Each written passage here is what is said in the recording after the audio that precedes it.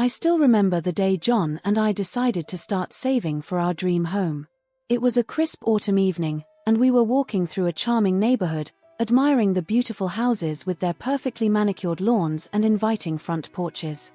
We stopped in front of a particularly lovely two-story colonial, its windows glowing warmly in the fading light. "Someday," John said, squeezing my hand, "we'll have a home just like that." I smiled up at him, feeling a surge of excitement and determination. "Let's make it happen," I replied. "We can do this if we really try." From that day forward, our lives became a carefully choreographed dance of frugality and hard work. We cut back on everything: no more dinners out, no vacations, no new clothes unless absolutely necessary. Every spare dollar went into our savings account. I picked up extra shifts at the hospital where I worked as a nurse, often pulling double shifts that left me exhausted but satisfied knowing we were one step closer to our goal. John, an IT specialist, started freelancing on the weekends, spending long hours hunched over his computer, lines of code reflected in his glasses. "You're working too hard," I'd sometimes say, massaging his tense shoulders. He'd just shake his head and smile. "It'll all be worth it when we're sitting on our own porch, watching the sunset." Years passed, marked by the steady growth of our savings account. We celebrated each milestone: $50,000, $100,000, $200,000, with a quiet toast and renewed determination. Our friends thought we were crazy, constantly turning down invitations and living like misers. "Live a little," they'd say. "You're only young once." But we had our eyes on the prize. We knew what we wanted, and we were willing to sacrifice for it. Finally, after 7 long years of scrimping and saving, we hit our target: $350,000. It felt surreal to look at that number in our account, knowing what it represented: years of hard work, countless sacrifices, and the promise of our future home. We started house hunting immediately, spending our weekends driving through neighborhoods, attending open houses, and imagining our life in each property we visited. It was during one of these outings that we found it, the perfect house. It was a beautiful craftsman-style home, with a wide front porch, hardwood floors, and a spacious backyard perfect for the family we hoped to start. The moment we walked in, I could picture our life there: holiday gatherings in the dining room, lazy Sunday mornings in the sunny kitchen, cozy evenings by the fireplace. "This is it," I whispered to John, squeezing his hand. He nodded, a broad smile spreading across his face. We were ready to make an offer. Our dream was finally within reach. That evening, we sat at our small kitchen table, papers spread out before us, discussing our strategy. "We should offer the full asking price," John said. "I don't want to risk losing it." I nodded in agreement, my heart racing with excitement and nerves. "Let's call the realtor first thing in the morning." But fate, it seemed, had other plans. Just as we were about to head to bed, John's phone rang. It was his mother, Barbara. "Hey, Mom," John answered, his voice cheerful. But as he listened, his expression changed, morphing from confusion to concern. "Wait, what? Slow down, Mom. What do you mean you're losing the house?" I watched, a sense of dread growing in the pit of my stomach, as John listened to his mother. The conversation seemed to stretch on forever, though it probably only lasted a few minutes. When he finally hung up, John looked shell-shocked. "What's wrong?" I asked, though part of me didn't want to know the answer. John ran a hand through his hair, a gesture I knew meant he was stressed. "It's Mom," he said, his voice heavy. "She's in trouble. Big trouble. She's about to lose her house because of some debts she's accumulated. She didn't want to worry us, so she never said anything, but now..." He trailed off, looking lost. I felt as if the floor had dropped out from under me. Barbara had always been so put together, so responsible. How could this have happened? And why now, just when we were so close to achieving our dream? "How much does she owe?" I asked, dreading the answer. John swallowed hard. "A lot. More than she can possibly pay off on her own." We sat in stunned silence, the weight of this unexpected crisis pressing down on us. Our carefully laid plans, our years of sacrifice, our dream home, suddenly, it all felt like a castle made of sand, crumbling before our eyes. Little did I know, This was just the beginning of a nightmare that would test the very foundations of our marriage and force me to fight for everything I held dear. The tension in the air was palpable as John, Barbara, and I sat around our small dining table. The cheerful yellow walls of our apartment seemed to mock the somber mood. Barbara had arrived an hour ago, her eyes red-rimmed and her usually immaculate appearance slightly disheveled. The gravity of her financial situation had become clearer as she explained the details. A combination of medical bills, bad investments, and a few ill-advised loans had left her drowning in debt. "I just don't know what I'm going to do," Barbara said, her voice quavering. She clutched her coffee mug like a lifeline, her knuckles white. "The bank is threatening foreclosure. I could be out on the street in a matter of weeks." I felt a mix of sympathy and frustration. While I understood her distress, a small, selfish part of me couldn't help but resent the timing of this crisis. John reached out and patted his mother's hand, his face a mask of concern. "We'll figure something out, Mom," he said softly. "We won't let you lose your home." I shot him a sharp look. What did he mean by we? Surely he wasn't suggesting. Barbara's next words confirmed my fears. "Actually," she began, her eyes darting between John and me, "I've been thinking. You two have been saving up to buy a house, right?" My stomach dropped. I knew where this was going, but I desperately hoped I was wrong. "What if," Barbara continued, her voice gaining strength, "you used that money to buy my house instead? It would be a safe investment for you, and I could stay there and pay you rent. A low rent, of course, considering the circumstances." The silence that followed was deafening. I stared at Barbara in disbelief, then turned to John, expecting, hoping, to see the same shock on his face. Instead, I saw something that shook me to my core: consideration. "John," I said, my voice barely above a whisper, "can I talk to you in the kitchen for a moment?" Once in the kitchen, I rounded on him. "You can't seriously be considering this," I hissed. John ran a hand through his hair, a gesture I'd seen countless times over the years when he was stressed. "I don't know, Sarah. What else can we do? We can't let her become homeless. But this is our money, John. Our future. We've worked so hard for this." I know," he said, his voice pained. "But she's my mother. We have to help her somehow." I felt as if I was in a bizarre dream. How had we gone from being on the verge of buying our dream home to considering using all our savings to bail out my mother-in-law? "There has to be another way," I insisted. "What about a loan? Or she could sell her house and downsize." John shook his head. "Her credit is shot, and selling the house wouldn't cover all her debts. Plus, where would she live?" "She could rent an apartment," I suggested, grasping at straws. "On her fixed income? Come on, Sarah. You know that's not feasible in this area." I leaned against the counter, feeling defeated. "So what, we just give up on our dreams? Everything we've worked for?" John's eyes softened.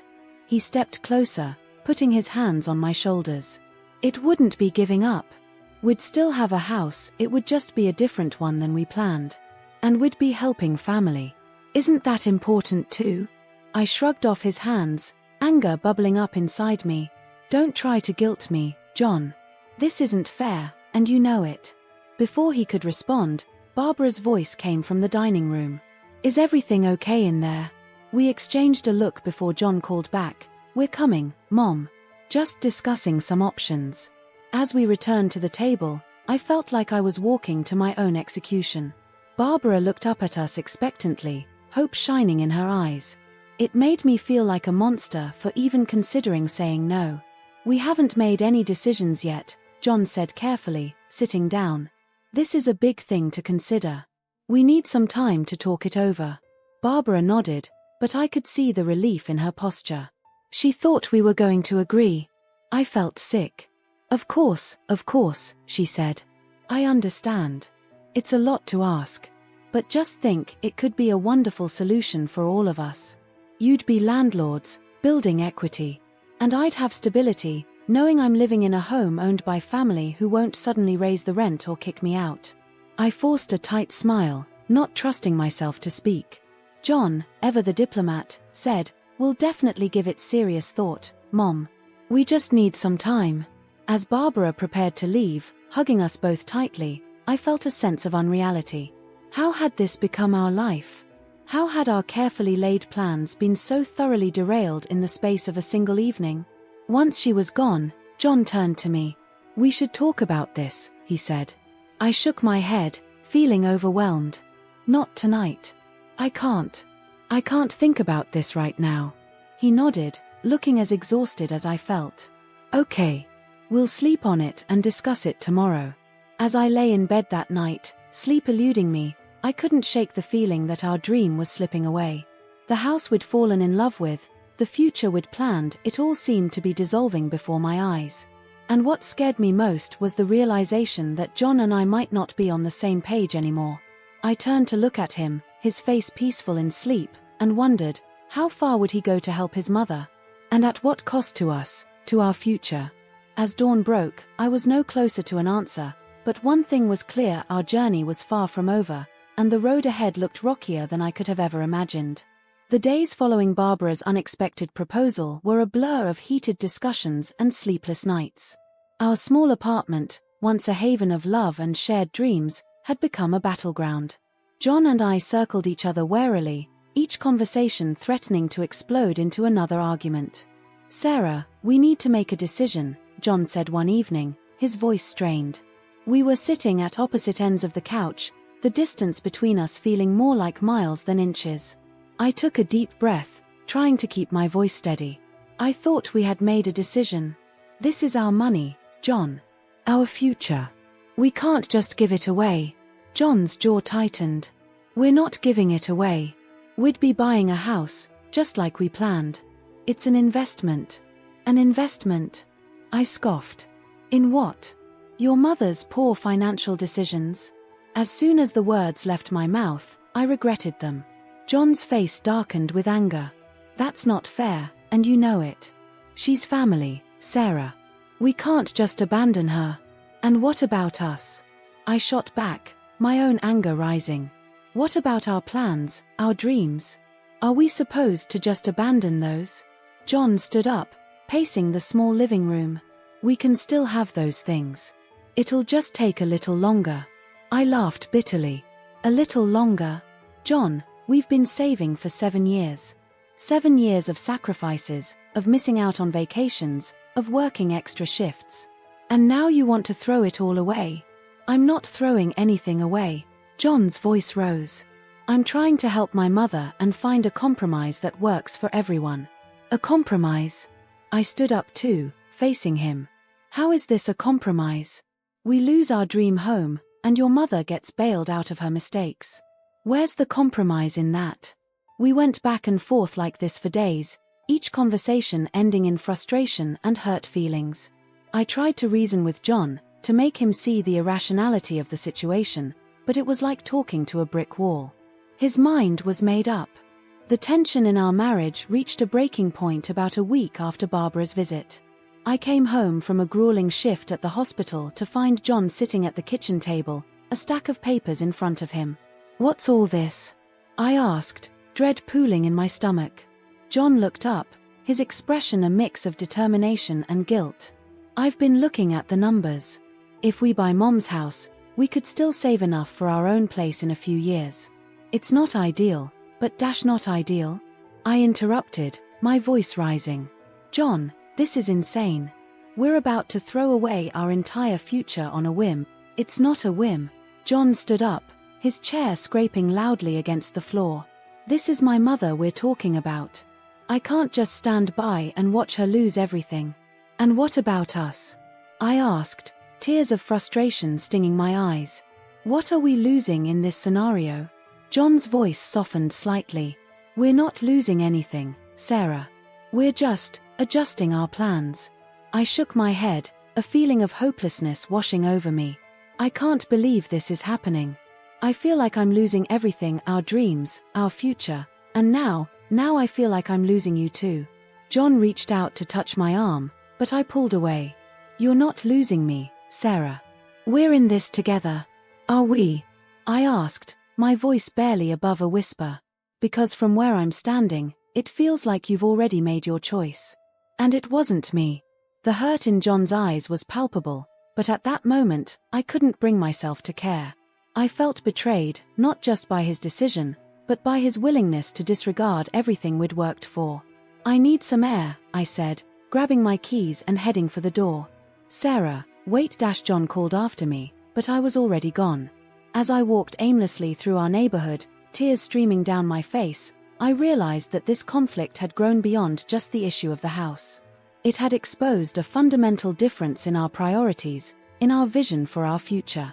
And for the first time since we'd gotten married, I found myself wondering if John and I were truly on the same page anymore. The cool night air did little to calm the storm of emotions raging inside me. Our dream was slipping away, and with it, the foundation of trust and shared purpose that our relationship had been built on. As I finally turned back towards home, I knew that whatever happened next would change our lives forever. The gentle Saturday morning sunlight filtering through our bedroom curtains did nothing to soften the blow of John's words. I had just begun to stir, my mind still foggy with sleep, when I felt him sit on the edge of the bed. "Sarah," he said softly, his voice laced with a mixture of guilt and resolve. "We need to talk." I sat up slowly, my heart already sinking. Something in his tone told me this wasn't going to be a pleasant conversation. "What is it, John?" He took a deep breath, his eyes avoiding mine. I made the transfer this morning. The money's gone through. Mom's bought the house." For a moment, I couldn't breathe. The world seemed to tilt on its axis, and I felt as if I was falling through space. "You, what?" I finally managed to choke out. "I'm sorry," John said, reaching for my hand. I pulled away as if his touch would burn me. I know we hadn't fully agreed, but Mom was running out of time. The bank was going to foreclose next week. I had to act fast. I threw off the covers and stood up, needing to put physical distance between us. "You had to act fast," I repeated, my voice rising with each word. "So you just decided to make this massive decision without me? Without my consent?" John stood too, his face a mask of conflicting emotions. "Sarah, please try to understand. This was the right thing to do. Mom needed our help." Stop, I shouted, surprising even myself with the vehemence in my voice. "Just stop, John. Don't you dare try to justify this. You've just thrown away our entire future without even consulting me." "I haven't thrown away our future," John argued, but his voice lacked conviction. "We can still save up again. It'll just take a little longer." A bitter laugh escaped me. "A little longer? We spent 7 years saving that money, John. 7 years. And you gave it all away in a single morning." The reality of the situation was starting to sink in, and with it came a wave of nausea. Our dreams, our plans, our future, all of it had been sacrificed on the altar of John's misplaced sense of filial duty. "Where does this leave us?" I asked, my voice barely above a whisper. "Where do we go from here?" John took a step towards me, his hand outstretched. "We'll figure it out together, Sarah. We always do." I shook my head, backing away from him. "No, John. There's no we in this decision. You made this choice alone. You chose your mother over our marriage, over our future." "That's not fair," John protested, but I could see the guilt in his eyes.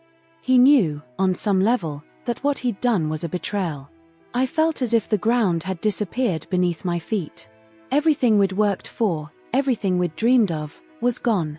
And worse, the trust that had been the foundation of our relationship had been shattered. "I need to get out of here," I said, grabbing some clothes and heading for the bathroom. "I can't even look at you right now." "Sarah, please," John called after me. "Let's talk about this. We can work it out." But I wasn't listening anymore. As I got dressed, my mind was racing. I needed to protect myself, to salvage something from this wreckage. John had made his choice, and now I needed to make mine. As I emerged from the bathroom, I saw John sitting on the bed, his head in his hands. For a moment, I felt a pang of sympathy. But then I remembered what he'd done, and my resolve hardened. "I'm going out," I said, grabbing my purse. "Don't wait up." "Where are you going?" John asked, his voice small and uncertain. I paused at the door, looking back at him. In that moment, I hardly recognized the man I'd married. I'm going to figure out how to protect my future, I said. Since it's clear I can't count on you to do that anymore. As I walked out of our apartment, I felt a strange mix of emotions: anger, betrayal, fear, but also a growing sense of determination. John might have given away our savings, but I wasn't about to let him give away my future too. I pulled out my phone and scrolled through my contacts until I found the number I was looking for. My finger hovered over it for a moment before I pressed call. "Hello," I said as the person on the other end picked up. "This is Sarah Johnson. I need to schedule an appointment with a lawyer as soon as possible. It's about protecting my assets in a potential divorce." As I hung up the phone, I took a deep breath. This wasn't how I'd imagined my Saturday morning going, but one thing was clear: I needed to take control of my life, starting now. Whatever came next, I knew I had to be prepared to fight for myself and my future. The law office was cold and impersonal, a stark contrast to the turmoil of emotions raging inside me. I sat across from Mr. Thompson, a seasoned divorce attorney with kind eyes and a no-nonsense attitude. He listened intently as I poured out my story, occasionally jotting down notes on his legal pad. "So, Mrs. Johnson," he said when I finished, "you want to understand your rights and options in this situation. Is that correct?" I nodded, my throat tight. "Yes. I need to know where I stand legally. And..." I hesitated, the words feeling foreign on my tongue. "I need to know what my options are if I decide to pursue a divorce." Mr. Thompson leaned back in his chair, his expression thoughtful. "Well, the good news is that you do have options. The bad news is that your situation is a bit complicated." He explained that because the money was in a joint account, John had the legal right to move it. This revelation felt like a punch to the gut, but I forced myself to focus as Mr. Thompson continued. "However," he said, "the fact that this money was earmarked for a shared goal, buying a house together, could work in your favor. It shows intent for joint use of the funds." A glimmer of hope sparked within me. "So what should I do?" "First," Mr. Thompson said, "start gathering evidence. Emails, text messages, any documentation that shows your shared plans for this money. We need to establish that this wasn't just your husband's personal savings, but a joint investment in your future." I nodded, my mind already racing through years of conversations and plans. "I can do that. What else?" "Next, document everything related to this recent decision. Your discussions, any agreements or disagreements. If you can prove that this decision was made unilaterally, against your wishes, it strengthens your case." As Mr. Thompson spoke, I felt a sense of purpose growing within me. This wasn't just about the money anymore, it was about standing up for myself, for our shared dreams that John had so easily discarded. "Now," Mr. Thompson continued, his tone becoming more serious, "I have to ask. Are you certain you want to pursue divorce? Sometimes, in heated situations like this, people make rash decisions." I took a deep breath, considering his words carefully. "I'm not certain of anything right now," I admitted. "But I need to be prepared for all possibilities. John's actions have shaken my trust in him to the core." Mr. Thompson nodded understandingly. "That's a wise approach. Let's proceed with gathering evidence and documenting the situation. This will give you options, whether you decide to fight for your share of the investment or pursue a divorce." As I left the law office, my head was spinning with all the information, but I felt more in control than I had in days. I had a plan now, a course of action. My first stop was an office supply store, where I bought a notebook to document everything. Then I headed to a cafe, ordered a large coffee, and began the painstaking process of combing through years of emails and messages. I was surprised by how emotional this task was. Each loving message about our future home, each excited discussion about neighborhoods and house styles, felt like a knife twisting in my heart. But I pushed through, copying and pasting relevant conversations into a document, noting dates and contexts. As the afternoon wore on, I expanded my search. I found old budget spreadsheets we'd created together, showing how we'd allocated our salaries towards our house fund. I uncovered photos of houses we'd viewed, complete with our excited comments about potential renovations. By the time the cafe was closing, I had amassed a substantial amount of evidence. It painted a clear picture of our shared dream, our joint effort towards a common goal. Looking at it all laid out before me, I felt a renewed sense of injustice at what John had done. Back at home, I quietly copied important documents, bank statements, tax returns, anything that showed our financial history together. John was out, probably at his mother's new house, and I was grateful for the solitude. As I worked, a plan began to form in my mind. I wasn't ready to make any drastic decisions yet, but I knew I needed to be prepared for any outcome. I opened my laptop and began researching affordable apartments in the area, just in case. The next morning, I woke up early and headed to the bank before John was awake. I opened a separate account in my name only and transferred half of what remained in our joint checking account.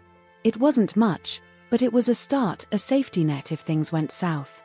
As I drove home, I felt a mix of sadness and determination.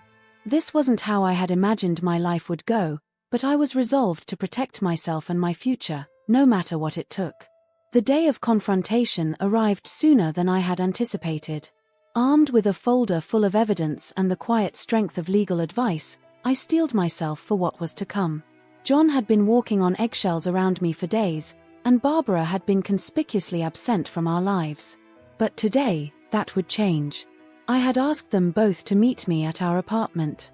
As I waited, my heart pounding, I ran through the speech I had prepared countless times. The doorbell rang, and I took a deep breath before opening it. Barbara stood there, looking uncomfortable but defiant. John appeared behind her, his face a mask of anxiety. "Come in," I said, my voice steadier than I felt. We gathered in the living room, the tension palpable. I sat across from them, the folder on my lap like a shield. "Thank you for coming," I began, my tone formal and detached. "We need to discuss what's happened and where we go from here." John leaned forward, his eyes pleading. "Sarah, I know you're upset, but I held up a hand, cutting him off. "Please, let me finish. What you both have done is not just a betrayal of my trust, but a unilateral decision that has severely impacted my financial future." I opened the folder and began laying out documents on the coffee table between us. Bank statements, emails, text messages, a paper trail of our shared dreams and plans. For 7 years, I continued, my voice gaining strength, John and I saved for our future. We had a goal, a shared vision. And in one morning, without my consent or input, that was all thrown away. Barbara shifted uncomfortably, but I pressed on. "I've consulted a lawyer, and I want you both to understand the seriousness of this situation. We have 2 options here." John's face paled. "Options?" I nodded, my resolve firm. "Option 1, we find a fair solution. The house is put in all 3 of our names, with a legally binding agreement about its eventual sale and the division of proceeds. John and I receive a larger share to compensate for our investment." Barbara started to protest, but I continued before she could speak. "Option 2, I file for divorce and initiate legal proceedings to recover my share of the investment. Given the evidence I've gathered," I gestured to the documents on the table, "my lawyer believes I have a strong case." The silence that followed was deafening. John looked shell-shocked, while Barbara's face was a mix of indignation and fear. "You can't be serious," Barbara finally sputtered. "This is family, Sarah." "You wouldn't really " "I am entirely serious," I interrupted, my voice cold. "Family doesn't take advantage of family. Family doesn't steal dreams." John reached out, trying to take my hand, but I pulled away. "Sarah, please," he begged. "We can work this out. We don't need lawyers or threats." I looked at him, really looked at him, for the first time in days. The man I loved was still there, beneath the fear and guilt, but trust had been broken. It would take more than pleas to fix this. "I'm not making threats, John. I'm stating facts. You made a choice without me, and now I'm making my own choices. Ball's in your court." Barbara stood up abruptly. "This is ridiculous. I won't be bullied in this way. John, let's go." But John didn't move. He was staring at the documents on the table, realization dawning on his face. "Mom," he said slowly, "Sarah's right. What we did, it wasn't fair. We need to make this right." Barbara looked at her son in disbelief. "But John, we had an agreement." The house was bought with our money," John interrupted. Money we saved together, for our future. He turned to me, his eyes pleading. I'm so sorry, Sarah. I got caught up in trying to help Mom, and I lost sight of us, of our dreams. Can we try to fix this? I felt a glimmer of hope, but I squashed it down. We had a long way to go. That depends, I said carefully. Are you willing to renegotiate everything? To put our future first? John nodded emphatically. Yes, absolutely. Whatever it takes. Barbara sank back into her seat, defeated. I never meant for this to cause so much trouble. Perhaps we can find a compromise. I looked between them, feeling the first stirrings of relief. It wasn't a resolution, not yet, but it was a start. Okay, I said, my voice softening slightly.